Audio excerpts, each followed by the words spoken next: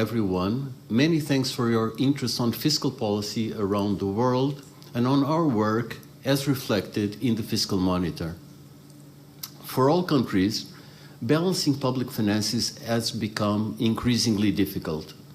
Difficulties are created by growing demands for public spending, rising interest rates, high debts and deficits, and political resistance to taxes. But there are sharp differences across countries. On the one extreme, some countries lack the cash to pay for urgent spending and lack access to credit.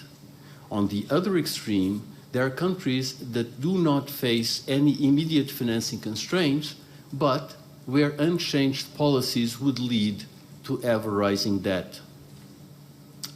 Moreover, many countries need tighter fiscal policy, not just to rebuild fiscal buffers, to respond to future shocks, but also to help central banks bring inflation down to target. Worldwide, debt levels are generally elevated and borrowing costs are climbing. Global public debt is expected to increase to more than 93% of GDP in 2023 and to rise onwards, mainly due to major economies like the United States and China. The increase is projected to be about 1% of global GDP annually over the medium term. Public debt is higher and growing faster than pre-pandemic projections. Excluding these two economies, the ratio would decrease by approximately 0.5% annually. Slower economic growth, higher interest rates, and pressures on primary deficits also help explain why global public debt would go above 100% of GDP by the end of the decade. Against this backdrop, the Fiscal Monitor dives into fiscal implications of the green transition. Current national objectives and policies will fail to deliver net zero with catastrophic consequences. In other words, large ambition gaps, the difference between countries' national defined contribution and what's required for Paris Agreement goals, and policy gaps, the difference between national targets and outcomes achievable under current policies, remain.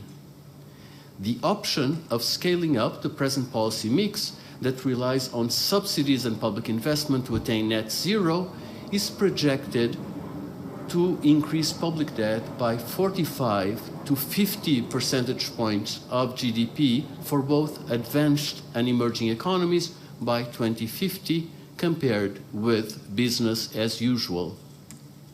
The Fiscal Monitor shows that a combination of policy instruments can attenuate this most unpleasant trade-off.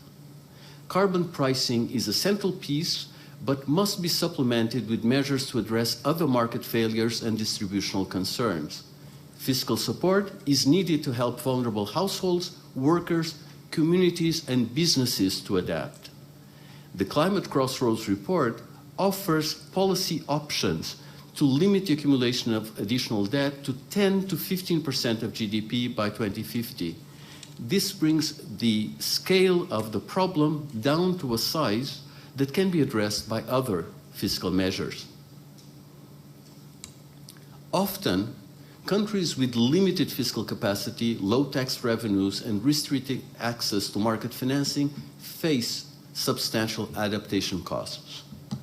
They should prioritize and increase the quality of public spending, for example, by eliminating fuel subsidies. They should also strengthen tax capacity by improving institutions and broadening the tax base. The private sector is key to a successful green transition, so authorities should put in place a policy framework favoring private investment and private financing. In 2021 and 2022, the IMF backed tax capacity or treasury market development in over 150 member states.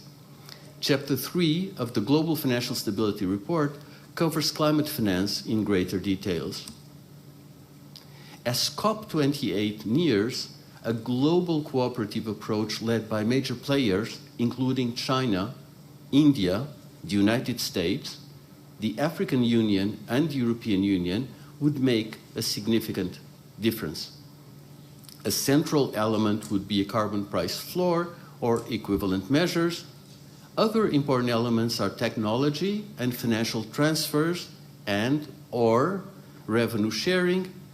The latter could bridge financial divergences across countries and contribute to achieving the United Nations Sustainable Development Goals, starting with the elimination of poverty and hunger. The IMF has a vital role at the center of the international monetary system. It supports sound public finances and financial stability as part of the global financial safety net.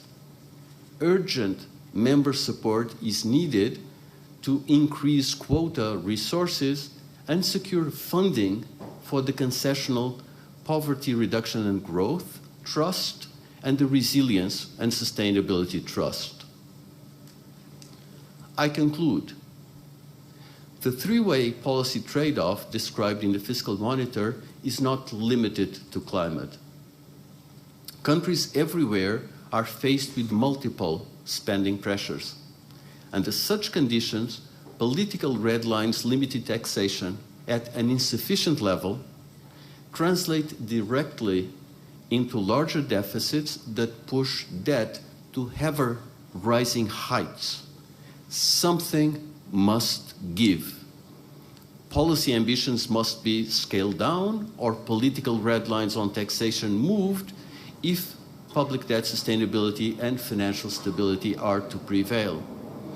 The Fiscal Monitor shows that a smart policy mix is the way out of this trilemma.